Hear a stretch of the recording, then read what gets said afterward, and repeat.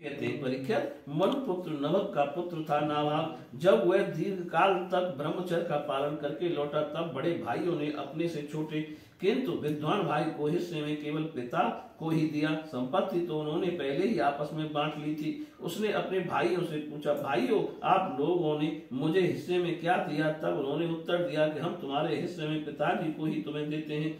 उसने अपने पिताजी से जाकर कहा, पिताजी मेरे बड़े भाइयों ने हिस्से में मेरे लिए आपको ही दिया है। पिताजी ने कहा, बेटा तुम उनकी बात न मानो। देखो ये बड़े बुद्धिमान अंगिरस गोत्र के ब्राह्मण इस समय एक बहुत बड़ा यज्ञ कर रहे हैं, परंतु मेरे विद्वान पुत्र वे प्रत्येक छठे दिन अपने कर्म में भूल कर बैठते हैं। तुम उन महात्माओं के पास जाकर उन्हें वैश्य देव संबंधी दो सूक्त बतला दो। जब वे स्वर्ग जाने लगेंगे तब यज्ञ से बचा हुआ अपना सारा धन तुम्हें दे देंगे, इसलिए अब तुम उन्हीं के पास चले जाओ। उसने अपने पिता के आज्ञा अनुसार वैसा ही किया। उन अंगिरस गोत्री ब्राह्मणों ने भी यज्ञ का बचा हुआ धन उसे दे दिया। वे स्वर्ग में चले गए। जब नाभाग उस धन को लेने लगा तब उत्तर दिशा से एक काले रंग का पुरुष आया। उसने कहा, इस यज्ञ भूमि में जो कुछ बचा हुआ है वह सब धन मेरा है। नाभाग ने कहा, ऋषियों ने यह धन मुझे दिया है इसलिए मेरा है। इस पर उस पुरुष ने कहा, हमारे विवाद के विषय में तुम्हारे पिता से ही प्रश्न किया जाए। तब नाभाग ने जाकर पिता से पूछा। पिता ने कहा, एक बार दक्ष प्रजापति के यज्ञ में ऋषि लोग और यह निश्चय कर चुके हैं कि यज्ञ भूमि में जो कुछ बचा रहता है वह सब रुद्रदेव का हिस्सा है, इसलिए वह धन तो महादेव जी को ही मिलना चाहिए। नाभाग ने जाकर उन काले रंग के पुरुष रुद्र भगवान को प्रणाम किया और कहा कि प्रभु यज्ञ भूमि की सभी वस्तुएं आपकी हैं। मेरे पिता ने ऐसा ही कहा है। भगवान मुझसे अपराध हुआ, मैं सिर झुकाकर आपसे क्षमा मांगता हूँ। तब भगवान रुद्र ने कहा, तुम्हारे पिता ने धर्म के अनुकूल निर्णय दिया है और तुमने भी मुझसे सत्य ही कहा है। तुम वेदों का अर्थ तो पहले से ही जानते हो। अब मैं तुम्हें सनातन धर्म तत्व का ज्ञान देता हूँ। यहाँ यज्ञ में बचा हुआ मेरा जो अंश है ये धन भी मैं तुम्हें ही दे रहा हूँ, तुम इसे स्वीकार करो। इतना कहकर सत्य प्रेमी भगवान रुद्र अंतर्ध्यान हो गए।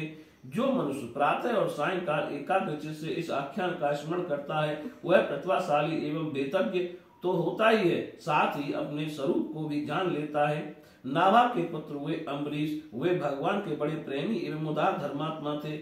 जो ब्रह्म साप कभी कहीं रोका नहीं जा सका वह भी अम्बरीश का स्पर्श ना कर सका। राजा परीक्षित ने पूछा, भगवान मैं परम ज्ञानी राजन से अम्बरीश का चरित्र सुनना चाहता हूँ। ब्राह्मण ने क्रोधित होकर उन्हें ऐसा दंड दिया जो किसी से टाला नहीं जा सकता, परंतु वह भी उनका कुछ ना बिगाड़ सका। श्री सुखदेव जी ने कहा, परीक्षित अम्बरीश बड़े भाग्यवान थे। पृथ्वी के सातों द्वीप, अचल संपत्ति और अतुलनीय ऐश्वर्य उनको प्राप्त था। यद्यपि ये सब साधारण मनुष्य के लिए अत्यंत दुर्लभ वस्तुएं हैं, फिर भी वे उन्हें स्वप्न तुल्य समझते थे, क्योंकि वे जानते थे कि जिस धन वैभव के लोभ में पड़कर मनुष्य घोर नरक में जाता है वह केवल 4 दिन की चांदनी है, उसका दीपक तो बुझाया है। भगवान श्री कृष्ण में और उनके प्रेमी साधुओं में उनका परम प्रेम था। उस प्रेम के प्राप्त हो जाने पर तो वह सारा विश्व और उनकी समस्त संपत्तियां मिट्टी के ढेले के समान जान पड़ती हैं। उन्होंने अपने मन को श्री कृष्ण चंद्र जी के चरणाबिंदु युगल में वाणी को भगवत गुणानुवाद वर्णन में, हाथों को श्री हरि मंदिर के मार्जन सेवन में और अपने कानों को भगवान चित्त की मंगलमयी कथा के श्रवण में लगा रखा था। उन्होंने अपने नेत्र मुकंद मूर्ति एवं मंदिरों के दर्शनों में, अंग संग भगवत भक्तों के शरीर स्पर्श में, नासिका उसके चरण कमलों पर चढ़ी श्रीमती तुलसी के दिव्य गंध में और रसना दिव्या को भगवान के प्रति अर्पित नैवेद्य प्रसाद में संलग्न कर दिया था। चंदन आदि भोग सामग्री को भगवान की सेवा में समर्पित कर दिया था, भोगने की इच्छा से नहीं बल्कि इसलिए कि इससे वह भगवत प्रेम प्राप्त हो जो पवित्र कीर्ति भगवान के निज जनों में ही निवास करता है। इस प्रकार उन्होंने अपने सारे कर्म युग पुरुष इंद्रियातीत भगवान के प्रति उन्हें सर्वात्मा एवं सर्वस्वरूप समझकर समर्पित कर दिए थे और भगवत भक्त ब्राह्मणों की आज्ञा के अनुसार वे इस पृथ्वी का शासन करते थे। उन्होंने धर्म नामक निर्जन देश में सरस्वती नदी के प्रभाव के सामने वशिष्ठ, अशिष्ट, गौतम आदि भिन्न भिन्न आचार्यों द्वारा महान ऐश्वर्य के कारण सर्वांग पूर्ण तथा बड़ी बड़ी दक्षिणा वाले अनेकों अश्वमेध यज्ञ करके यज्ञाधिपति भगवान की आराधना की थी।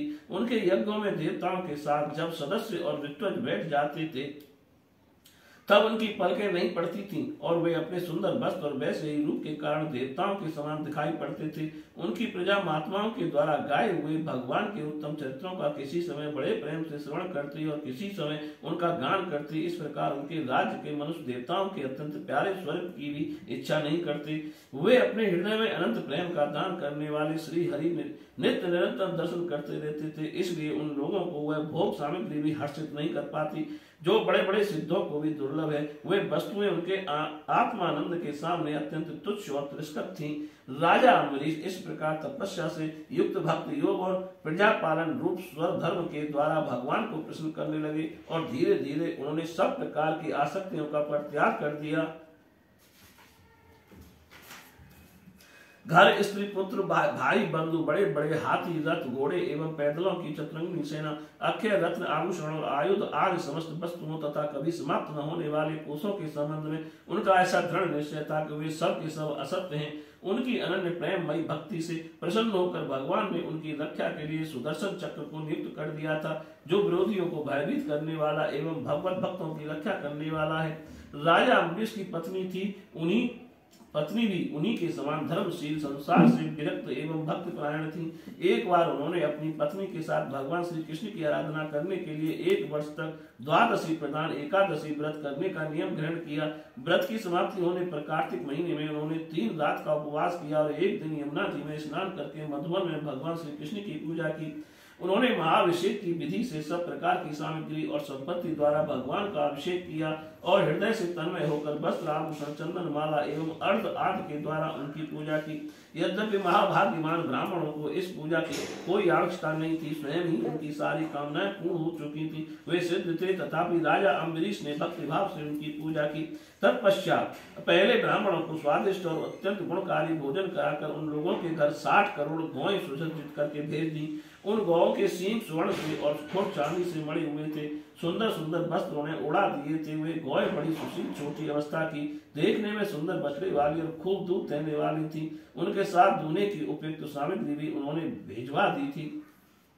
जब ब्राह्मणों को सब कुछ मिल चुका था, राजा ने उन लोगों से आज्ञा लेकर व्रत का पारण करने की तैयारी की। उसी समय साप और वरदान दोनों में समर्थ स्वयं दुर्वासा जी भी उनके यहाँ अतिथि के रूप में पधारे।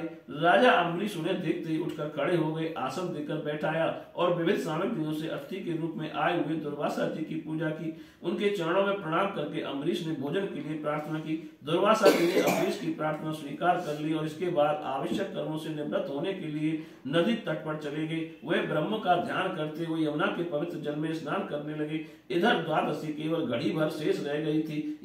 धर्मा के अम्बरीश ने धर्म संकट में पड़कर ब्राह्मणों के साथ परामर्श किया। उन्होंने कहा, ब्राह्मण देवताओं को ब्राह्मण को बिना भोजन कराए स्वयं खा लेना और द्वादशी रहते पारण न करना दोनों ही दोष हैं। इसलिए इस समय जैसा करने से मेरी भलाई हो और मुझे पाप न लगे ऐसा काम करना चाहिए। तब ब्राह्मणों के साथ विचार करके उन्होंने कहा, ब्राह्मणों, श्रुतियों में ऐसा कहा गया है कि जल पी लेना भोजन करना भी है, नहीं भी करना है, इसलिए इस समय केवल जल से पारण किए लेता हूँ। ऐसा निश्चय करके मन ही मन भगवान का चिंतन करते हुए राजा श्री अम्बरीश ने जल पी लिया और परीक्षित हुए केवल दुर्वासा जी के आने की बाट देखने लगे। दुर्वासा जी आवश्यक कर्मों से निवृत्त होकर यमुना तट से लौट आए। जब राजा ने आगे बढ़कर उनका अभिनंदन किया तब उन्होंने अनुमान से समझ लिया कि राजा ने पारण कर लिया है। उस समय दुर्वासा जी बहुत भूखे थे, इसलिए जान करके राजा ने पारण कर लिया है। वे क्रोध से थर थर कांपने लगे। भौहें के चढ़ जाने पर उनका मुंह विकट हो गया। उन्होंने हाथ जोड़कर खड़े अम्बरीश से डांट कर कहा, ओह देखो तो सही, यह कितना क्रूर है। यह धन के मद में मत वाला हो रहा है। भगवान की भक्ति तो इसे छू तक नहीं गई और ये अपने को बड़ा समर्थ मानता है। आज अपने धर्म का उल्लंघन करके बड़ा अन्याय किया है। देखो, मैं इसका अतिथि होकर आया हूँ। इसने अतिथि सत्कार करने के लिए मुझे निमंत्रण भी दिया है, किंतु फिर भी मुझे खिलाए बिना ही खा लिया है। अच्छा देख, तुझे अभी इसका फल चखाता हूँ। यूं कहते कहते हुए क्रोध से जल उठे। उन्होंने अपनी एक जटा उखाड़ी और उसने अम्बरीश को मार डालने के लिए एक कृत्या उत्पन्न की। वह प्रलय काल की आग के समान दहक रही थी। वह आग के समान चलती हुई हाथ में तलवार लेकर राजा अम्बरीश पर टूट पड़ी।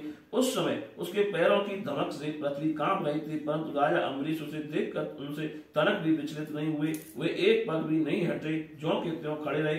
परम पुरुष परम पुरुष परमात्मा ने अपनी सेवक की रक्षा के लिए पहले से ही सुदर्शन चक्र को नियुक्त कर रखा था। जैसे आग क्रोध से गुर्राते हुए सांप को भस्म कर देती है, वैसे ही चक्र ने दुर्वासा जी की कृत्या को जलाकर राख का ढेर कर दिया। जब दुर्वासा जी ने देखा कि मेरी बनाई हुई कृत्या तो जल रही है और चक्र मेरी ओर आ रहा है, तब वे भयभीत होकर अपने प्राण बचाने के लिए जी छोड़कर एकाएक भाग निकले। जैसे ऊंची ऊंची लपटों द्वारा दावानल सांप के पीछे दौड़ता है, वैसे ही भगवान का चक्र उनके पीछे पीछे दौड़ने लगा। जब दुर्वासा जी ने देखा कि चक्र तो मेरे पीछे लग गया है, तब सुमेरु पर्वत की गुफा में प्रवेश करने के लिए वे उसी ओर दौड़ पड़े। दुर्वासा जी दिशा आकाश पृथ्वी अतल बितल आग नीचे के लोग समुद्र लोकपाल और उनके द्वारा सुरक्षित लोक एवं स्वर्ग तक में गए, परंतु जहां जहां वे गए वहीं वहीं उन्होंने असह तेज वाले सुदर्शन चक्र को अपने पीछे लगा देखा। जब उन्हें कहीं भी कोई रक्षक न मिला, तब तो वे और भी डर गए। अपने लिए त्राण ढूंढते हुए वे देव शिरोमणि ब्रह्मा जी के पास गए और बोले, ब्रह्मा जी आप स्वयं हैं, भगवान के इस तेजोमय चक्र से मेरी रक्षा कीजिए।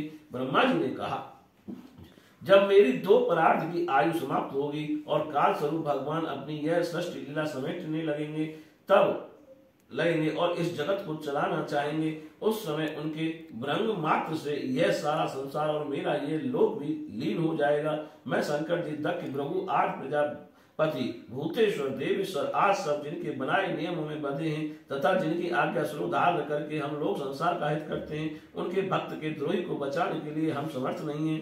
जब ब्रह्मा जी ने इस प्रकार दुर्वासा को निराश कर दिया, तब भगवान के चक्र से संतप्त होकर वे कैलाशवासी भगवान शंकर की शरण में गए। श्री महादेव जी ने कहा, दुर्वासा जी, जिन अनंत परमेश्वर में ब्रह्मा जैसे जीव और उनके उपाधि उत्कोष इस ब्रह्मांड के समान ही अनेकों ब्रह्मांड समय पर पैदा होते हैं और समय आने पर फिर उनका पता भी नहीं चलता, जिनमें हमारे जैसे हजारों चक्कर काटते रहते हैं, उन प्रभु के संबंध में हम कुछ भी करने की सामर्थ्य नहीं रखते।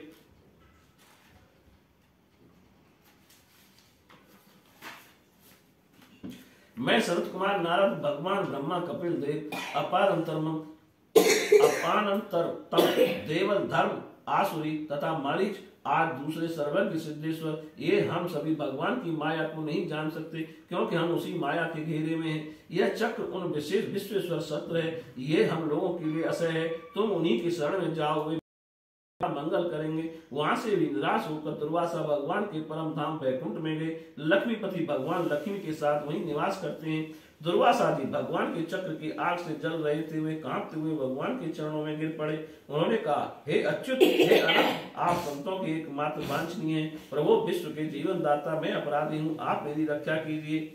आपका परम प्रभाव न जानने के कारण ही मैंने आपके प्यारे भक्त का अपराध किया है। प्रभु आप मुझे उससे बचाइए। आपके जो नाम का ही उच्चारण करने से नार की जीभ भी मुक्त हो जाता है।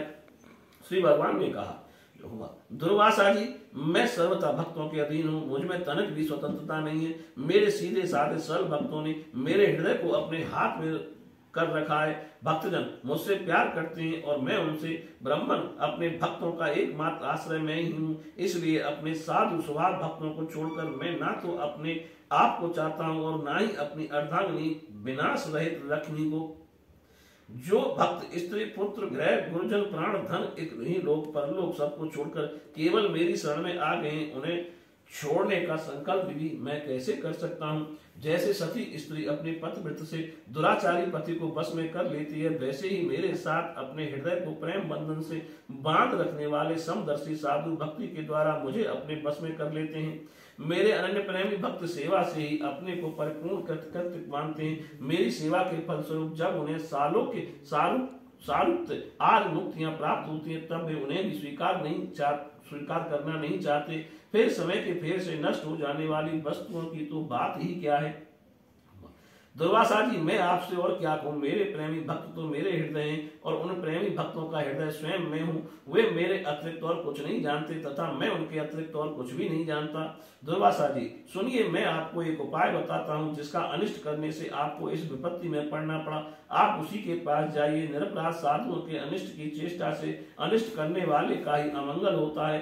इसमें संदेह नहीं है कि ब्राह्मणों के लिए तपस्या और विद्या परम कल्याण के साधन है, परंतु यदि ब्राह्मण उद्दंड और अन्यायी हो जाए तो वे ही दोनों उल्टा फल देने लगते हैं। दुर्वासा जी, आपका कल्याण हो। आप नाभाग नंदन परम भाग्यशाली राजा अम्बरीश के पास जाइए और उनसे क्षमा मांगिए, तब आपको शांति मिलेगी। बोलिए श्री कृष्ण भगवान की।